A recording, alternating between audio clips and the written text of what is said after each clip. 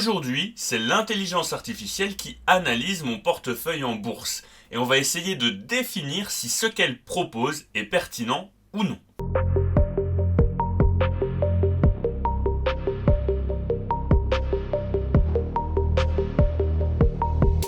Pour ceux que ça intéresse, il doit rester moins d'une dizaine de places sur le club des investisseurs rationnels. Il y a une offre à 16 € au lieu de 30 et quelques, ça fait moins 50% à peu près. Donc n'hésitez pas à nous rejoindre si ça vous intéresse. C'est sans engagement. Donc voilà, vous pouvez nous rejoindre, essayer un mois. Et puis si ça vous intéresse pas, vous pouvez résilier votre abonnement tout simplement. Alors c'est parti. On se retrouve sur Morning. Vous pouvez d'ailleurs tout suivre mon portefeuille CTO et mon PEA, comme vous pouvez le voir ici sur Morning. Vous avez le lien en description. Là, on est sur le compte titre, le compte titre qu'on a créé pour YouTube. Alors, je vais vous montrer ça rapidement sur DEGIRO, parce que la plateforme qu'on utilise, c'est DEGIRO. C'est pareil, si jamais vous voulez vous inscrire sur DEGIRO, vous avez un lien de parrainage avec des offres qui peuvent varier en fonction de l'année. Vous voyez qu'on a atteint les 10 000 € assez récemment. Pour ceux qui ne connaissent pas, on met 1 000 € par mois. C'est l'argent qui provient notamment de YouTube et du club des investisseurs rationnels. C'est grâce à vous si on peut faire grossir petit à petit ce portefeuille. Et pour l'instant, il se compose, je crois, d'une quinzaine d'actions, d'un ETF, un ETF Inde. Et l'objectif, c'est de le faire grossir le plus rapidement possible. On a des actions de croissance, on a des actions à dividendes, on a aussi des actions à dividendes croissants. Donc voilà, c'est un portefeuille qui est quand même globalement assez bien varié. Et le but aujourd'hui, c'est de demander à l'intelligence artificielle de l'analyser. Et on va faire ça sur Morning, qui propose des analyses IA. On va essayer de définir si c'est pertinent, si elle a des bonnes idées, et si c'est des idées qu'on va pouvoir appliquer sur le portefeuille, des idées qu'on aurait potentiellement envie d'appliquer sur le portefeuille. D'ailleurs, si vous avez des idées pour améliorer ce portefeuille, n'hésitez pas à me les donner en commentaire, comme ça je ferai une vidéo spéciale avec vos idées, comme ça on pourrait en parler, on pourrait même en faire un live pour discuter de vos idées. Ça pourrait être intéressant parce que le but, c'est quand même le CTO, le compte titre de la chaîne YouTube. Le but, ce serait qu'on le fasse grossir ensemble. Donc n'hésitez pas, si vous avez des petites idées, à me le faire remarquer. Donc on va tout de suite aller dans Analyse IA. Alors, qu'est-ce qu'elle nous propose cette intelligence artificielle? Donc déjà, elle nous dit que le portefeuille il semble être majoritairement orienté vers la croissance, avec beaucoup d'entreprises comme MSCI, Visa, Alphabet, Apple, Fortinet, qui sont traditionnellement perçues comme des leaders en matière de croissance. Mais c'est aussi des actions à dividendes. Donc, elle a eu du mal à identifier, je pense. Ou alors elle considère que c'est des actions qui sont plus de croissance que des actions à dividendes. Pourtant, MSCI, Visa, Apple, c'est quand même des belles actions à dividendes. Bon, effectivement, Fortinet, c'est pas une action à dividendes. Elle a peut-être eu du mal à identifier parce qu'effectivement, c'est un peu le piège avec ce portefeuille, c'est que c'est un portefeuille qui fait les deux. Il fait croissance, il fait dividende. Certaines actions distribuent des dividendes, comme Pepsi, Starbucks, mais les plus grandes positions du portefeuille sont généralement associées à la croissance et non spécialement aux dividendes. Ok. Équilibrage et diversification. Le portefeuille est bien diversifié sur plusieurs secteurs: technologie, santé, consommation, services financiers et gaming et divertissement avec évolution AB. Bon, c'est une petite position. Il pourrait y avoir un biais vers le secteur technologique et les entreprises américaines. C'est vrai, c'est un portefeuille qui est centré US et où on a un petit peu plus de secteur technologique parce que c'est aussi celui qui performe bien. Attention, c'est quand même un secteur qui peut être cyclique, donc à surveiller. On a un ETF Inde pour diversifier, on a Fornox et Evolution AB qui sont en Suède, donc ça diversifie un petit peu, mais bon, c'est vrai que pour le coup elle a raison, c'est très centré US. Les entreprises comme Apple et Alphabet sont des géants du marché, tandis que des sociétés comme Fornox et Evolution AB, bien qu'importantes, sont plutôt petites par rapport à ces géants. Donc ça c'est plutôt cool. Il y a une combinaison d'entreprises blue chip bien établies et de joueurs plus innovants, mais plus petits, offrant un bon équilibre entre stabilité et potentiel de montée. Ok. Pour améliorer, donc là il nous fait des propositions. Pour améliorer encore plus la diversification et potentiellement renforcer l'orientation de dividendes ou équilibrer davantage le portefeuille, l'utilisateur pourrait considérer les entreprises de l'ETF suivant. Secteur de l'énergie renouvelable. Nextera Energy et Enphase, c'est deux sociétés qu'on a en watchlist, donc c'est plutôt cool, on va aller les analyser juste après. Secteur énergie et le renouvelable, ouais, effectivement, c'est intéressant, donc je suis tout à fait d'accord avec ce qu'elle nous dit là pour le coup. Offre une exposition du secteur des énergies renouvelables qui est en croissance, donc effectivement, là, je suis plutôt pour. Donc on fera peut-être son move, le move qu'elle propose. On va aller regarder ça. Secteur de l'immobilier, real estate, investment, ok, bon, les rates, comme realty income, etc., etc. Alors, pourquoi pas une source stable et récurrente de revenus. Après, là, c'est des actions qui ont déjà un peu remonté et qui vont très certainement profiter de la baisse des taux. Qu'est-ce que vous en pensez? Moi, je suis mitigé sur le secteur de l'immobilier en bourse. Donc, n'hésitez pas, vous, à me dire ce que vous en pensez. Personnellement, j'ai de l'immobilier physique, quoi. Donc, n'hésitez pas à me dire ce que vous en pensez, là, sa proposition sur le secteur de l'immobilier. Le secteur de la consommation de base, Coca-Cola, bon j'ai déjà Pepsi donc je trouve pas ça très pertinent, pour des dividendes stables. Technologie émergente, Taiwan Semiconductor Manufacturing. Why not? Why not? Qu'est-ce que vous en pensez aussi là? Pour l'instant je trouve que je suis déjà quand même plutôt axé techno. On a quand même du Google, on a quand même du Alphabet, etc. etc. Mais c'est vrai qu'on n'a pas la pioche, quoi. On a effectivement les entreprises qui vont aller demander à Nvidia des plus, mais enfin pour travailler dans l'IA, mais on n'a pas la pioche du secteur, quoi. On n'a pas celle qui construit, celle qui fabrique, celle qui fabrique les outils, quoi. Secteur financier. Alors je connais pas ça, KBE. On ira peut-être regarder. Et Johnson & Johnson pour le healthcare et le dividende. Alors on va s'intéresser déjà à Nextera et Enphase. Hop, on va commencer par Nextera. Donc qu'on a aussi en watchlist et que j'ai dû analyser il n'y a pas longtemps, ou c'était peut-être sur le Patreon, je sais plus, sur le club des investisseurs rationnels. On en a parlé récemment. Alors, hop. Donc, Nextera, c'est une entreprise qui est spécialisée dans la transmission et la distribution d'électricité, globalement. On a pour 65% du chiffre d'affaires des clients résidentiels, commerciaux, industriels. Donc tout ça c'est pour l'électricité. Et ensuite, donc c'est rare pour ce genre d'entreprise, à hauteur de 35% de l'énergie renouvelable. Donc ce qui est plutôt intéressant. Donc là on est vraiment, pour le coup, c'est pas comme Total et c'est, même si j'aime beaucoup Total, c'est pas comme Total et c'est 1% d'énergie renouvelable. On n'est pas non plus exactement sur le même secteur, ils font du produit pétrolier, mais on est sur une entreprise qui a une grosse part de son chiffre d'affaires sur de l'énergie renouvelable. Donc potentiellement un des pionniers à faire ça, avoir une aussi grosse partie de son business qui est centrée là-dessus. Donc c'est plutôt intéressant.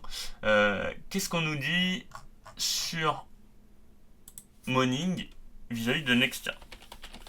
Hop. Je l'ai mal. Ah non, ok, c'était le temps que ça... Elle est là. Alors, on a un très beau score de croissance de 17, donc parce que c'est lié au secteur de l'énergie renouvelable. Sûreté du dividende de 18, ok, donc ça c'est intéressant. On va essayer de définir pourquoi. Une croissance du dividende de 11% sur les 5 dernières années, donc ça me paraît pas mal. On voit que c'est une entreprise qui a une belle croissance. Ça a chuté un petit peu en 2023. Si on regarde la droite de régression, on en est où?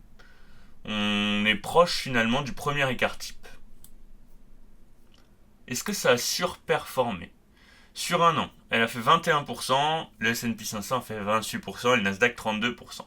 Et sur 5 ans, elle fait 61%, alors que le Nasdaq fait 160 et le S&P 100%. Donc, elle sous-performe quand même le marché. Après, ce qui va nous intéresser, c'est la perspective de croissance et aussi potentiellement le dividende. Elle semble légèrement surévaluée. Vous voyez, la croissance du dividende, elle est magnifique. Dividende sans interruption depuis plus de 30 ans. En revanche, on a un nombre d'actions en circulation qui augmente. Donc, tous ces éléments, ça explique pourquoi elle est en watchlist, elle n'est pas encore en portefeuille. Hein. Un chiffre d'affaires qui a pas mal stagné entre 2014 et 2021 et qui augmente là depuis sur les 2 derniers exercices. Le free cash flow par action, pareil, c'est un peu galéré. Et puis là, on voit que le free cash flow par action a augmenté sur le dernier exercice, pareil. On a des marges qui sont globalement croissantes, mais surtout grâce au dernier exercice. Donc c'est pas parfait. Hein. C'est pas parfait pour Nextera. Et ensuite, on va aller regarder. Bon, après, par contre, c'est un secteur d'activité porteur. Ensuite, on va aller regarder en phase. Donc, en phase. Je crois que c'est un N. En phase énergie. Ok, donc elle doit être. Sa cotation en bourse doit être pas vieille, plutôt récente. Alors, qu'est-ce qu'ils font? Solution avancée pour les installations solaires domestiques. Le groupe propose un système composé de micro-onduleurs, de batteries intelligentes, de modules. Ok, bon, c'est simple. Le business est simple. Mais c'est parfois mieux quand c'est simple et quand on comprend. En phase énergie. Ok. Score de croissance 18, il n'y a pas l'air d'y avoir de dividende, non. Alors, vous voyez, on a eu un boom de tout ce qui était énergie solaire après le Covid. Et puis ça a chuté très lourdement. Bon, c'était une sorte de bulle qui a un petit peu éclaté. On voit que sur 5 ans, ça surperforme très largement. En revanche, sur un an, on sous-performe aussi très largement le marché. Elle paraît plutôt correctement évaluée, quoique un petit peu surévaluée. Pareil, un nombre d'actions en circulation qui a pas mal augmenté jusqu'en 2020, 2022, et qui baisse là depuis les 2 derniers exercices. Un chiffre d'affaires en très forte augmentation, et qui a l'air de se... La croissance a l'air de se tasser un petit peu là. Pareil pour le free cash flow par action, on a à peu près la même croissance. Donc on a l'air d'avoir un PER de 131. Ce qui paraît énorme. Hop, donc en phase. Alors, donc en phase, effectivement, ça a l'air d'être l'entreprise de croissance par excellence. Là, vous voyez qu'on est indécis, que ce soit en termes de RSI, où on se balade autour de la zone de neutralité. Et là, on travaille, vous voyez, beaucoup à l'horizontale. On a quand même cassé la moyenne mobile 50 périodes. Là, on est en weekly. Qu'est-ce que ça nous dit en daily? On est au-dessus des moyennes mobiles. Donc, potentiellement,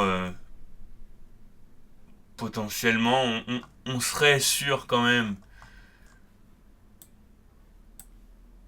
un petit début de tentative de retournement, mais pour moi qui n'est pas validé. Donc voilà pour en phase. C'est pas, vous le savez pour ceux qui me suivent depuis longtemps, c'est pas trop le genre d'action sur lesquelles je vais forcément investir. Je préfère Nextera globalement. Même s'il y a des points qui me font un peu réfléchir, le fait qu'elle sous-performe, etc., etc., de ce que je vous ai expliqué tout à l'heure. Après, elle a quand même globalement une belle courbe haussière. Bon là, vous voyez, on est reparti quand même sur quelque chose d'un petit peu plus haussier. On est en daily, on va regarder en weekly, on va essayer de se reculer un petit peu. On a fait un beau W là, puis on est reparti à la hausse. Là, on a cassé toutes les moyennes mobiles. Et puis, on est très largement au-dessus de la zone de neutralité. Ce serait intéressant qu'on revienne la toucher. Qu'on vienne la retester, histoire de confirmer tout ça. Bam. Et puis repartir à la hausse.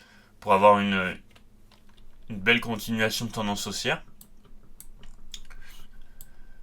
Mais globalement, c'est vrai qu'il y a eu des points très intéressants, je pense. On est revenu quasi au niveau Covid, là, en 2023.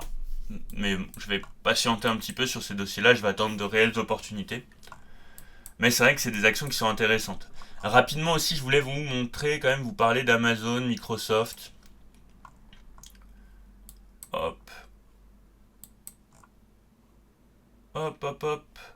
Vous voyez, pour moi, pour l'instant, sur Microsoft, je vais me mettre en daily. Pour l'instant, sur Microsoft, pour moi, à moyen court terme, on est encore baissier. Donc j'observe un petit peu. Je crois que le PEG actuellement doit être aux alentours de 2, donc c'est encore un petit peu cher pour moi. Mais je patiente sur Microsoft. Effectivement, si on revient sur des zones un petit peu plus basses, je serais peut-être amené à rentrer aussi. Et je voulais vous montrer aussi Amazon, qui est un peu la même config selon moi. Vous voyez, on a cassé la zone de neutralité, on l'a retesté juste ici, et puis on est reparti à la baisse. Donc pour moi, ça reste un petit peu baissier. Là en ce moment. On est venu sur le haut du gap et puis là, on repart à la baisse. Faudrait qu'on franchisse la résistance. Donc je patiente aussi pour recharger ou pour rentrer sur Amazon, sur Microsoft, etc. etc. ISRG, dont je vous ai déjà parlé, qui pour moi est sur son haut de canal à l'heure actuelle. Effectivement, si on venait à toucher le bas du canal, je serais très certainement amené à rentrer sur l'action. C'est un dossier qui m'intéresse. Un petit peu comme Resmed là qui performe bien. Hop, CTO. Vous voyez Resmed là, plus 7% hier. Pour rappel, on était rentré sur cette zone là, sur cassure de résistance. Donc voilà, globalement pour ces actions là. Ça me paraît être pas mal pour l'instant sur Resmed. Fornox c'est pareil, on est rentré récemment. Et puis là, pas grand chose à dire. On est rentré à l'approche de la zone de support haussier, juste ici en jaune. Ça me paraissait intéressant de commencer, d'ouvrir une position sur ces niveaux-là. Donc voilà. Comme d'habitude, n'hésitez pas à liker, à commenter, à vous abonner. Puis si vous avez des questions, n'hésitez pas à les poser en commentaire.